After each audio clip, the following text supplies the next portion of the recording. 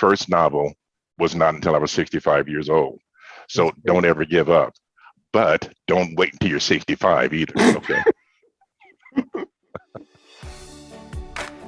Welcome to P English Literature, a YouTube channel that conveys Amazon, Goodreads, blog, and video book reviews coupled with interviews with authors. It's a perfect channel for book lovers, authors, and writers generally. P English Literature, the exact channel for you and me.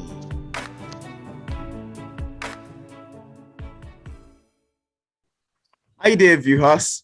Today I'm joining in conversation with author Steve Bellinger, the author of this amazing books that I got here, Edge of Perception, a paranormal love science fiction love story. And here I have the Chronicle, an urban adventure in time. Then here I have Time Waits for No One, the Chronicle Chronicles, and Hippocampus, the digital dystopia is coming. It's a pleasure to have Mr. Steve on the show. Are you there, Mr. Steve? I'm doing great. It's a pleasure to be here. It's a pleasure to speak with you. I'm really excited to speak with you.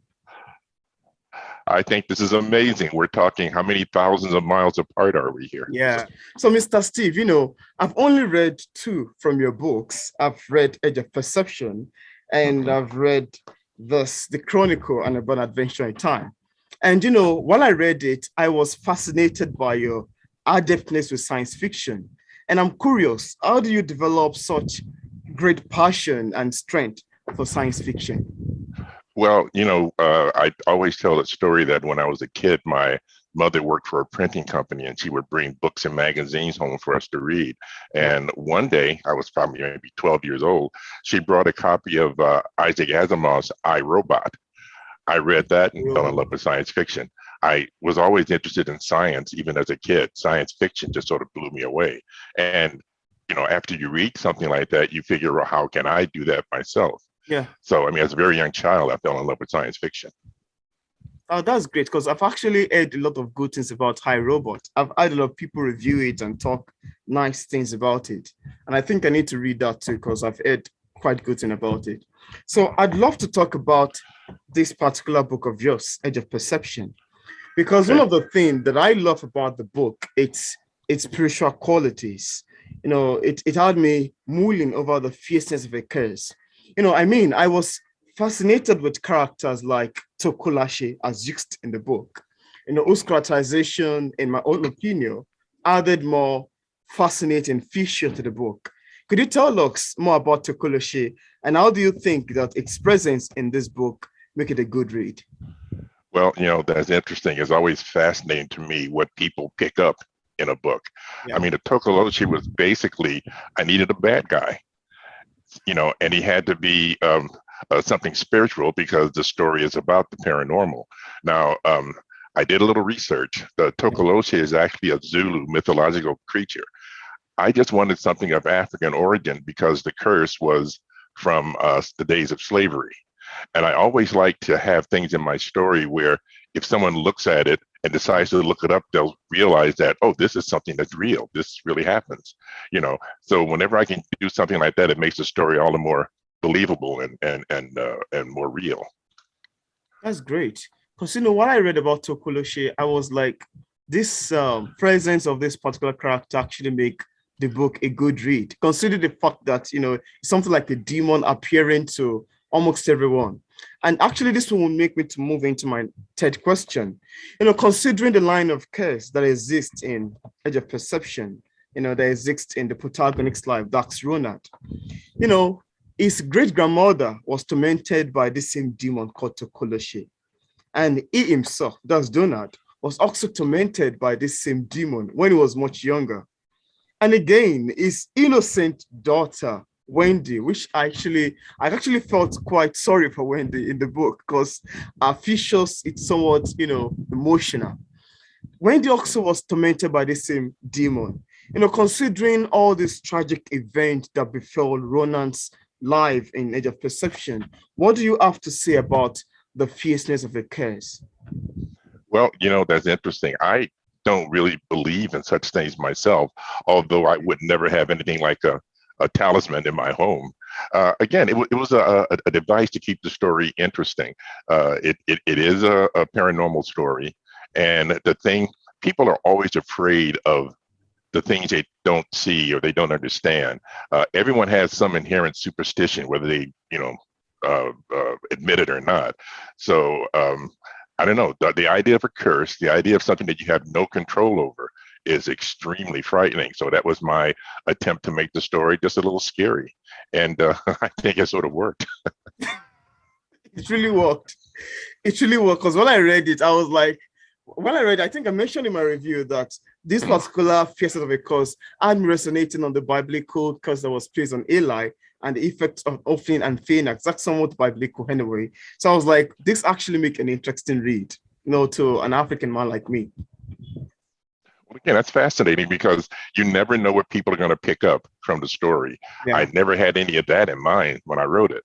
But, as a reader, that's what you got out of it, which is great. That means you enjoyed it. Yeah, sure. That's great. So now coming back to the Chronicle and about an adventure in time, I see that you've got a lot to communicate through this book, especially with the belief of space travel and the scenario of someone visiting from the past. Could you tell us about the making of the Chronicle? How does this book come about? Well, I've always loved time travel stories, from H.G. Wells' original time traveler classic, Back to the Future, and even Doctor Who. But one thing that I noticed, and it really bothered me, is that every time travel book, movie, or TV program that I ever experienced were not really about time travel. It was about people going to the past or going to the future and changing things and causing things to to happen. Now, the Chronicle, I wanted to be a little different. It's actually about the act of time travel. It's, you get into the machine and there's an explanation of how it works and the dangers of it. And the actual traveling through time can damage time and space. I did a lot of research, and I did a trick that I learned from Isaac Asimov. I tried to start out with some real science. Okay. I mean, the book starts out with Isaac Newton and his Principia. I applied some of the laws of thermodynamics, and I even added the concept of causality, which is kind of deep physics.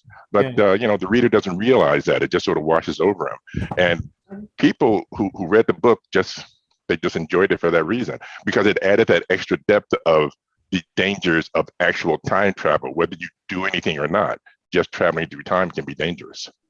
Wow, that's actually quite fascinating because it's actually the first time I've actually heard about time travel for a very long time.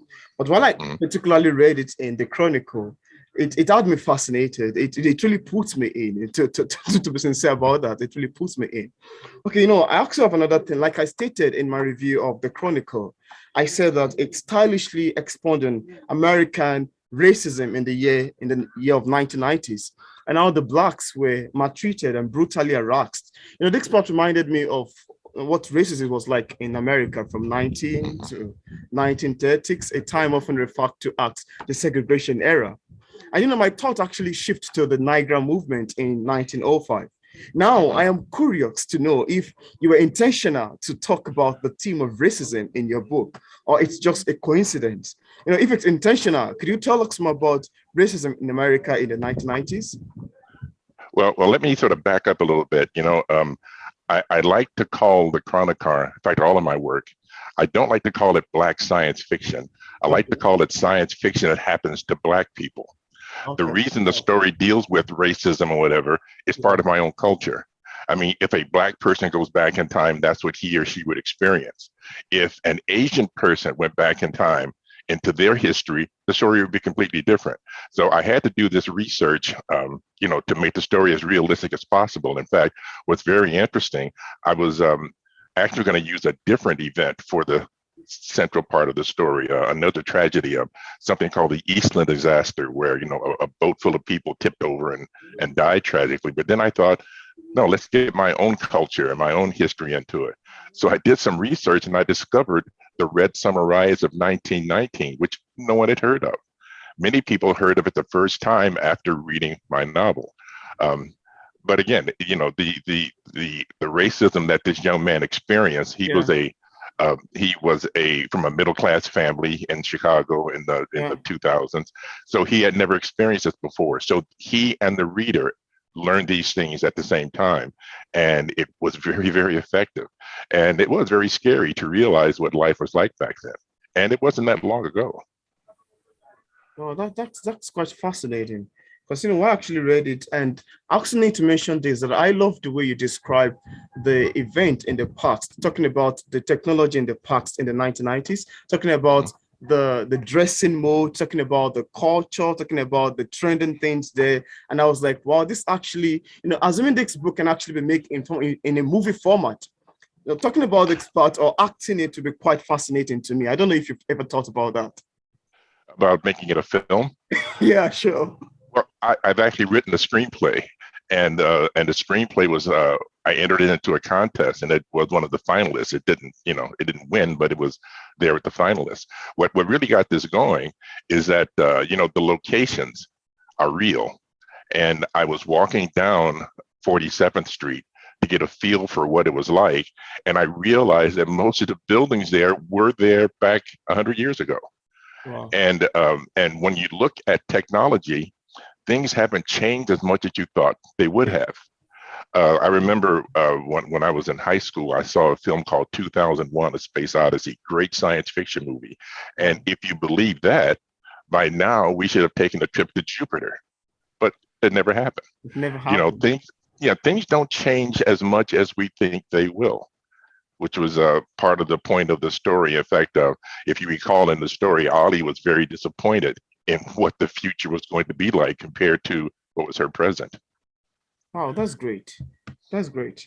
When I also read it, I wrote in my review that if a machine like a Chronicle will ever exist, it will be very fun. So I want to ask you now, do you think a machine like Chronicle can ever exist? Do you think it's ever going to be possible? Do you think someone in the future can visit someone in the past? How realistic are these facts as expounded in your novel? I think that getting into a machine and traveling back and forth like you're in a car or something, I don't think that would ever be possible. If it were, we would be in very, very big trouble. I remember Big Dr. trouble. Stephen Hawking. Well, Dr. Stephen Hawking even said, well, if time travel is possible, why haven't we seen time travelers? And can I show you something? Yes, sure. I had a friend who is he does 3D modeling. His name is Celius Scott. And he actually made for me a model of what a chronocar would look like. Wow. And I mean, this is what it would be. In fact, what he did, you can actually see inside, Oh, and that's it. it's amazing. But, and the whole point of this is that, the thing was built by a college student. So it wouldn't be something big, fancy, and sleek. It'd be very basic. But no, I don't think that type of time travel is possible. And I think that's a good thing, because part of we might get into this a little later, part of the premise of the whole chronocar thing is that building a time machine is not that difficult, Wow. but traveling through time is extremely dangerous. So, Very dangerous. yes. Very dangerous. That's fascinating. When I also read your book, my next read is this: Time Waits for No One, The Chronicle Chronicles, which I plan reviewing in April ending. Before then, I'd love you to give us a sneak have a sneak from you. Could you please tell us a bit about the book? Well, what's interesting about it, and I managed to succeed in something that I was trying. You don't have to read the Chronicle to understand and enjoy Yes. Time Waits for No One. Okay. But if you have, you will get more out of it. I've had a number of people who've never seen the original story, read this, and just totally loved it. Without giving a lot away, just that things happen that would be inevitable. I mean, if you think about how the Chronicle ended, and if things were to progress from there, it would happen this way. We talk about the dangers of time travel. We get into more and more trouble because so many people have traveled through time. The original story, Dr. Johnson, the inventor of the time machine, writes an article that's published in a journal.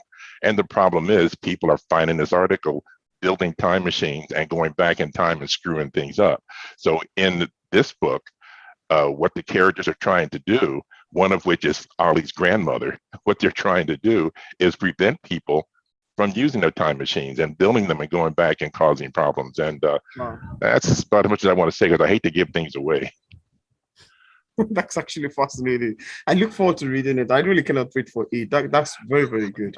I'd I also hope you love to, enjoy it. yeah, that's great. I'd also love to say that while I read through your book, at least 62 that I've read so far, The Chronicle, Nirvana Adventure in Time, and Edge of Perception, I am so much in love with your storytelling techniques. I sense that you have a distinctive techniques of storytelling. I mean, your author's tone is quite excellent, and the setting of your novel Oh, is thank you. superb, very superb.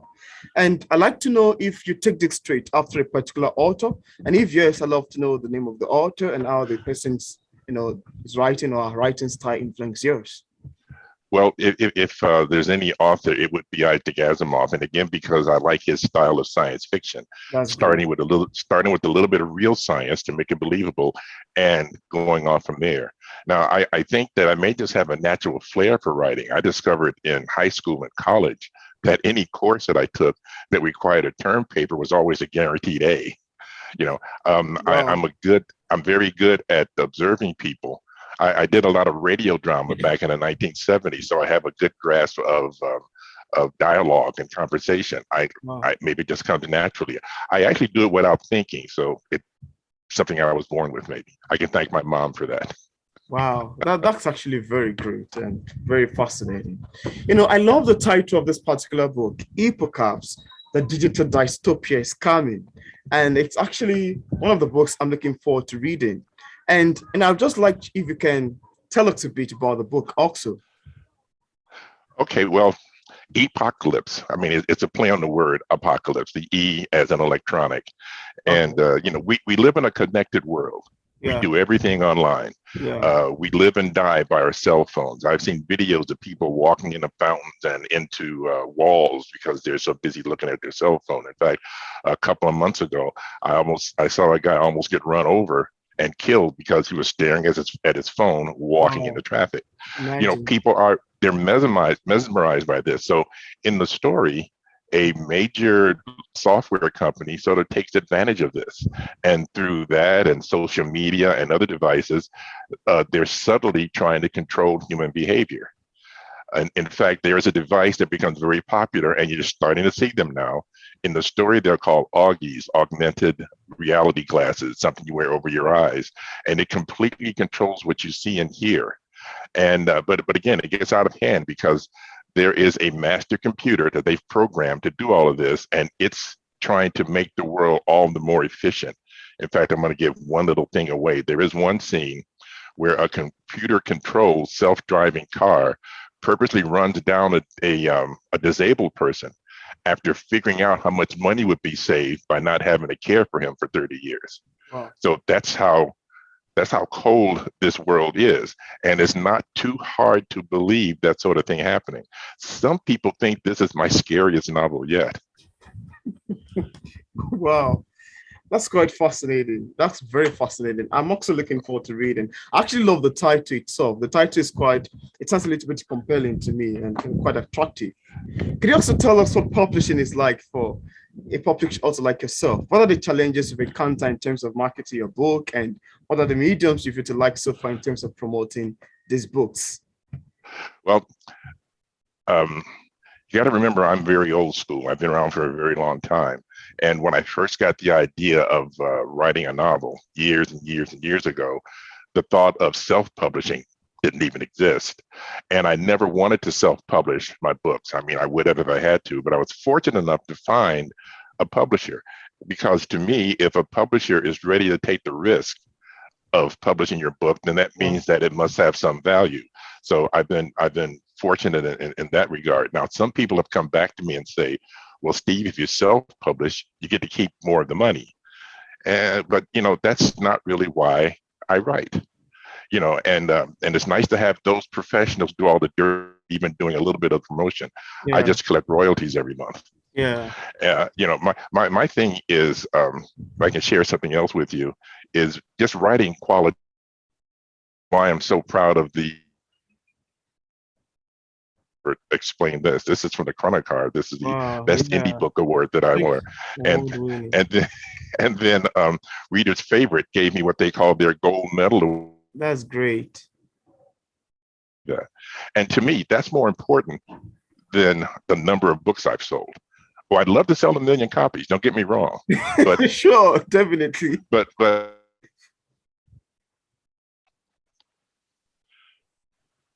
and you were asking about marketing the book Yeah. also. Yeah, marketing can be a nightmare. I've had people come to me, reputable professionals, saying, "Steve, I can help you sell your book. I have all of these techniques," but they want so much money, I would have to sell thousands of copies just to pay them. So what I've learned is just to be patient. I've done a lot of things to get my name out there, like this interview, for example. I've Yeah. done lots of interviews, radio and TV and things of that nature, just to get my name out there and to get people aware of it. And it actually works because the Chronicle was first published in 2015, but people are still buying it. Not in droves. I look and there's another copy sold. There's another couple of copies sold. Yeah. As far as I'm concerned, it's working. Now, at some point, there might be a point where the dam breaks and it goes nuts, and that'll be great. But right now, I'm happy doing the things like what I'm doing right now. Yeah, that's fascinating. And I'm so much, in love with the awards that the book has won. I really love that. Those awards are quite amazing. Oh yeah, I'm extremely proud of that. I mean, for if you win one award, you think, okay, you got lucky or whatever. The Chronicle has won like 3, Yeah. and I mean Wow. that tells me that I did something right. Yeah, sure. You did something great. Yeah. That's fascinating. Then, is there anything you love to share with the viewers about your books that I have not mentioned in my interview, and I just love the viewers to know? Well, one of the things um, is interesting. I was doing a radio interview, and one of the guests was asking me if the Chronicle was available as an audiobook. Well, at that time, it wasn't. And I took it upon myself to figure out a way to make that happen. My original publisher went out of business, and I had to find another publisher. And this new publisher, Word Woo's Publishing, does audiobooks. So now all 4 of the books are available in paperback, Kindle ebook, and audiobook, and they're all incredible. The other thing about it is that it's all in fun. I mean, I do this because I enjoy it. I literally wrote the Chronicle to write something that I would like to read. And fortunately, it turns out that what I like, other people like also. Now, now I do have a request of the audience, and also have a gift for your audience. But my request is that if you do read any of my books, to please leave a review somewhere. Wow. Independent authors live and die by reviews. So it can be anywhere, like Amazon, Goodreads, anywhere. And it doesn't have to be you liked it. Just don't give away any spoilers. Now, what I'd like to offer as a free gift, if you go to my website, stevebellinger.com, and if you go to the menu item that says Steve's Books, you'll find a link to a downloadable free ebook that's entitled Black, White, and Red: The Facts, History, and Science Behind the Chronicle. It tells some of the story behind the research that I did, and there's also a sample chapter from the Chronicle and from Edge of Perception. Totally free. It'll be there available for the next couple of weeks. So go to my website, stevebellinger.com, click on Steve's Books, and download it and help yourself. Oh, that's great. That's quite fascinating. Okay, as a published author, what sort of advice do you have for writers who are still, struggling with publishing their books? Do you have any advice for people in that category? Well, it just takes a lot of patience. Don't give up. I was 65 years old when the Chronicle was published. Wow, that's fascinating. Now, I've had short stories and articles and things, published before then, but my first novel was not until I was 65 years old. So don't ever give up, but don't wait until you're 65 either. Okay. I don't know if you ever heard of Stanley Kubrick. He was a great filmmaker. He made the 2001 film. And someone once asked him, Mr. Kubrick, how can I become a great filmmaker? And his answer was, make a film. You want to become a writer? Start writing. Yeah. Write it, share it with people, and just keep doing it until it works. No, that's great. I so much love that advice. It's quite, very good, and it's something that will Thanks. be great to utilize. Thank you so much. I really appreciate that.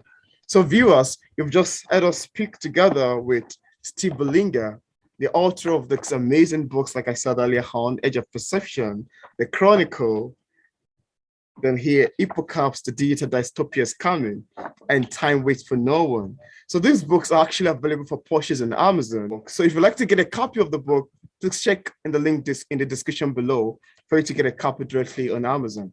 Thank you so much, Mr. Steve, for accepting the invitation to be featured on English Literature. I so much appreciate it. Thank you very much. I totally loved it. I totally enjoyed it. You're an amazing person, Peter. Thank you so much.